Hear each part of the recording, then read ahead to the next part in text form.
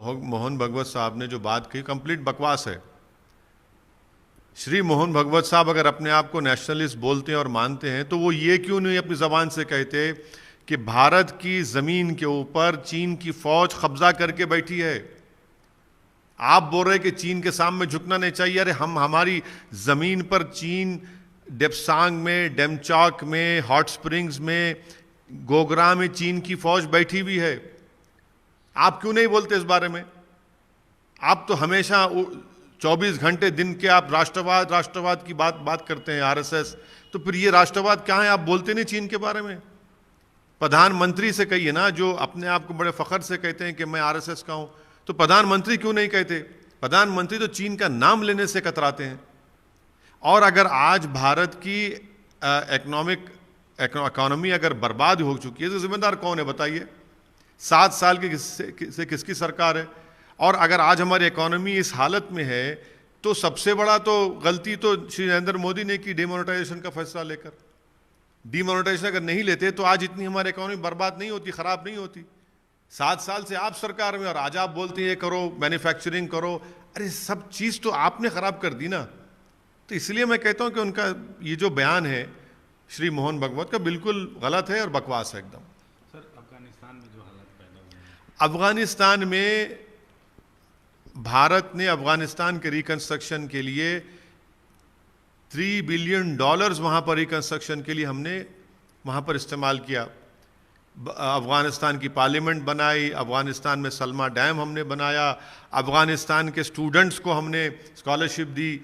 Iran से Chabahar port को हम बना रहे थे, जो वहाँ पर ट्रंप ने सैंक्शन लगाकर काम रुका दिया। मगर 7 साल मोदी सरकार, 10 साल मनमोहन सिंह की सरकार और अटल बिहारी वाजपेयी की सरकार के भी आप 3 साल उसमें शामिल कर लीजिए। और हमारा एयरक्राफ्ट वहाँ पर भारत से उसको हाईजैक बनाकर हॉस्टल ले जाकर कंधार में रखते हैं। 7 साल में क्या किया आपने बताइए? क्यों नहीं हमने इनफॉर्मल या अनऑफिशियली तालिबान से हमने क्यों नहीं बात की? आपने क्या किया बताइए? आज पूरे सिक्योरिटी एक्सपर्ट्स ये कह रहे हैं कि अल-कायदा और आइसिस सीरिया से, इराक से अपने रिक्रूटमेंट के बेसिस को शिफ्ट कर रहे हैं अफगानिस्तान को अनगवर्नड स्पेसेस में। दूसरी बात यह है कि वही सिक्योरिटी एक्सपर्ट ये भी कह रहे हैं कि जैश ए मोहम्मद अफगानिस्तान में हेलमंड प्रोविंस में वहाँ पर अपना काम शुरू कर दिया। वही सिक्योरिटी एक्सपर्ट्स ये भी कह रहे हैं कि अमेरिका जैसे सुपर पावर को 3000 अपने मरीन्स को उतारना पड़ा सिर्फ अपने एम्बेसी स्टाफ को निकालने के लिए। तो ये तो हम क्या कर रहे हैं? तो हमारा सवाल मोदी सरकार से है। और खुद आपके नेशनल एग्जीक्यूटिव कमेटी के एक मेंबर ने ट्वीट कर दिया कि हमारे भारत के 3 पड़ोसी मुल्क एक होकर भारत में हमला कर सकते हैं। मैं उनका नाम डिलिबरेटली नहीं लेना चाह रहा हूं। ये बताएं आप क्या करने जा रहे हैं? क्या होगा?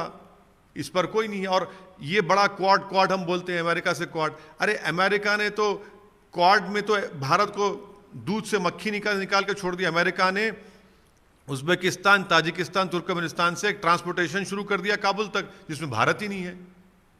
तो हर एतबार से ये आज ये हालात पैदा हुए। तो इसका जिम्मेदार कौन है फिर? क्या हमने $3 बिलियन जो इन्वेस्ट किया रिकंस्ट्रक्शन के लिए, क्या उसका हम भारत को फायदा मिला? अभी तक कुछ नहीं मिला। सर, जो लोग वहाँ फंसे हैं, यकीनन सबसे बड़ी प्रायोरिटी सरकार की ये भी है, जो हम सुन रहे हैं, अच्छी भी चीज़ है कि जो हमारे एम्बेसी के स्टाफ हैं, जो भारत के नागरिक हैं, उनको निकालना है, ज़रूरी निकालना। और हमको निकालना ज़रूरी है, वो फंसे हुए हैं। और उसके बाद फ्यूचर में मोदी सरकार क्या करती है नहीं मालूम, कि एक से एक बड़े से बड़े दानिश्वर एक्सपर्ट इनके पास है, मगर क्या निकला भाई? क्या ये हालात ऐसे इतनी जल्दी ऐसे कैसे पैदा हो गए?